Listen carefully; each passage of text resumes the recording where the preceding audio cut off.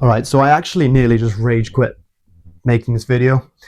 And the reason is, as I was trying to explain what's going on here, I realized there's so much that goes into understanding this that I need to get into first. And the most important thing, perhaps, is what philosophy encourages you sort of as a foundation to understand the rest of Stoicism, Taoism, whatever it may be, is this sense of independence.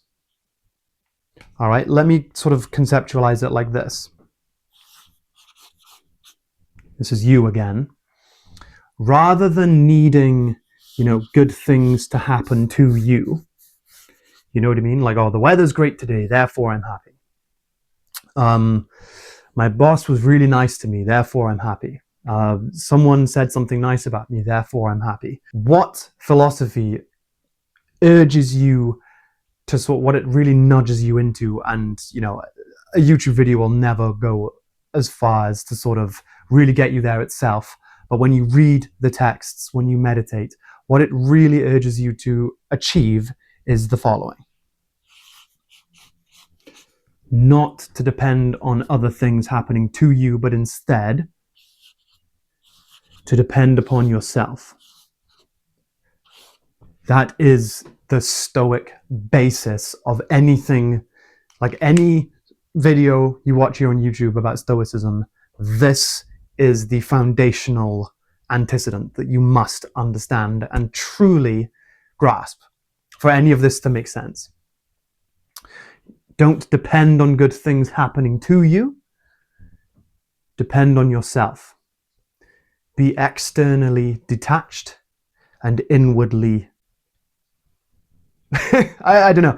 I find it very hard to sort of articulate what I'm saying here, but I hope this picture sums it up.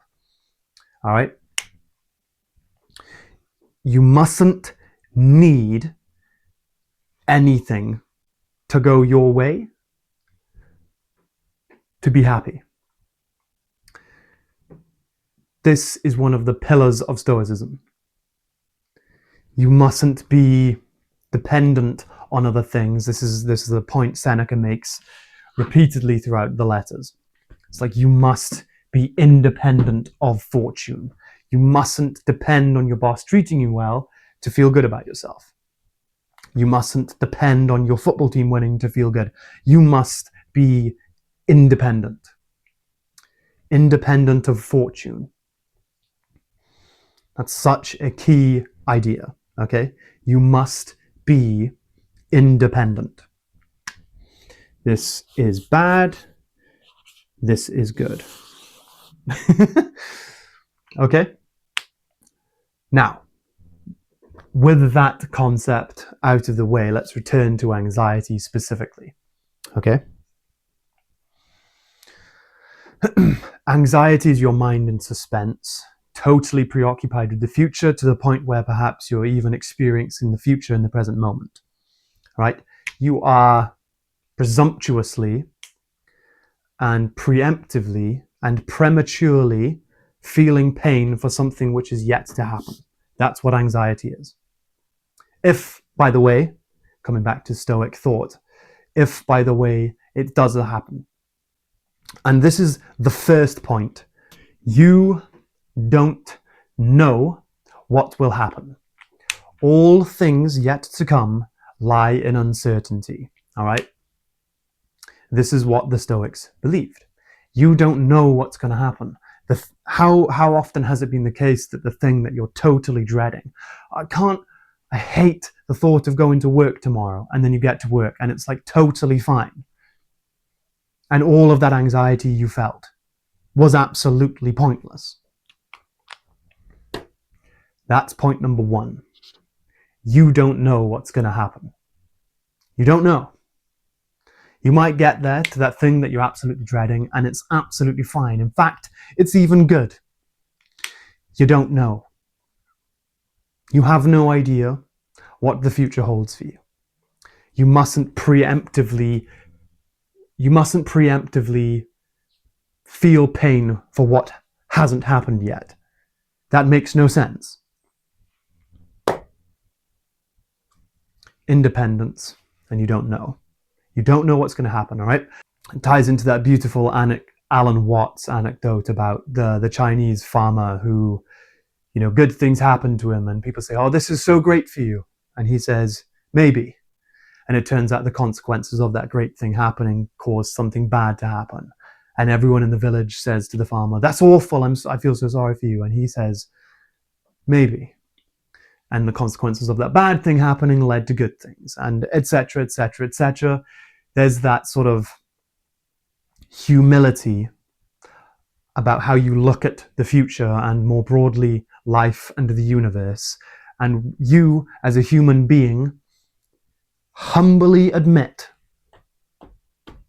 you don't know what is going to happen, and you definitely don't preemptively suffer for it.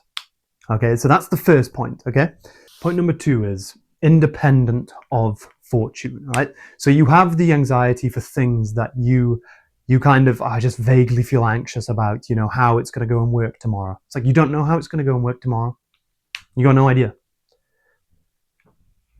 Now you have the anxiety of things that you absolutely know for sure are going to happen, right? That's a completely different kettle of fish. And what Stoicism as a school of thought teaches one is to become independent of fortune. All right, so to conceptualize it again, you mustn't hope that good things happen and that bad things miss you. This is such a stupid picture, I'm sorry, but this isn't what you should be hoping for. This isn't how you should be living your life. This isn't how you should be thinking about yourself and the events that happen to you in life. You shouldn't be sat there wishing, I hope good things happen to me and I hope bad things don't. That's not the Stoic path. That's not the path of wisdom. Wisdom instead, the Stoic virtue, the virtus or arte, very much preaches this independence of fortune. So the Stoic would say this: even if bad things happen to you, you're still okay. You will still be okay because you don't depend on good things happening to you and bad things not. You depend upon yourself. You say, as a human being, I have this Promethean divine sense of reason.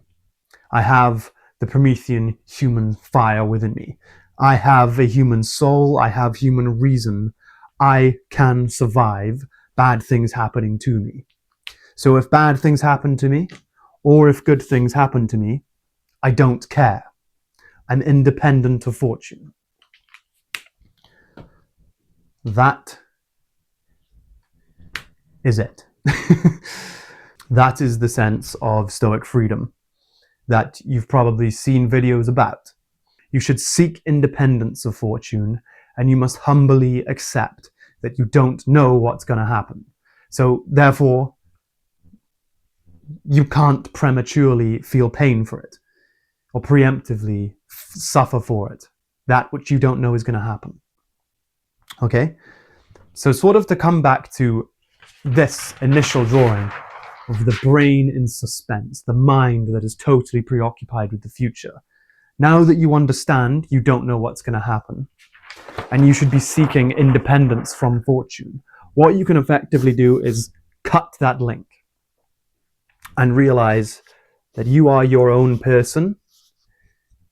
You have a human soul. You have the divine Promethean flame burning within you. You have reason. You don't need to worry about the future, or you don't need to be obsessed about the future. The future is both yet to happen and uncertain. And additionally, whatever does happen, you will be okay. That is what Stoicism, that is what wisdom teaches us about philosophy, about anxiety, excuse me.